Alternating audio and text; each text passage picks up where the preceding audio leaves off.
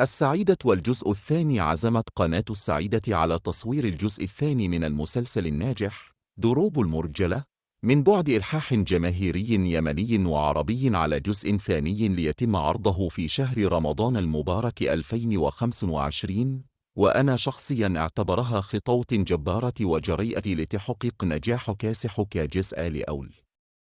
وأخذت القناة الالتزام بالمشاركة من ممثلين الجزء الأول، وأبرمت العقود لأغلب الطاقم المشارك، وكان آخرهم المخرج الناجح وليد العلفي الذي وافق على خوض تصوير جزء ثاني على مضدد من بعد تفكير عميق وتريث لضمن نجاح كاسح للجزء الثاني.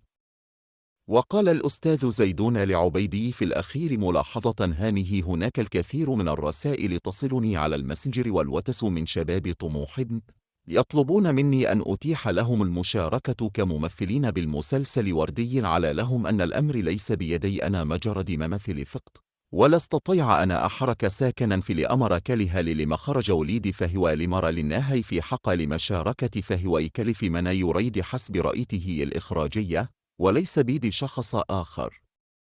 وفي الختام راجيا من المولى أن يبلغنا رمضان المبارك ونحن والجميع بصحة وعافية. وكلفت القناة كاتب السيناريو المتألق الأستاذ خليل العامري بكتابة جزء ثاني، فوعد العامري بجزء يحمل أحداث أقوى بكثير من الجزء الأول وسيفاجأ الجميع. ومن هنا أقول وفقكم الله لتصوير جزء ناجح ومميز يفوق الجزء الأول بكثير، حتى ننهي عقدة الجزء الثاني في المسلسلات اليمنية بشكل عام، متفادين الهفوات التي مرت سابقا.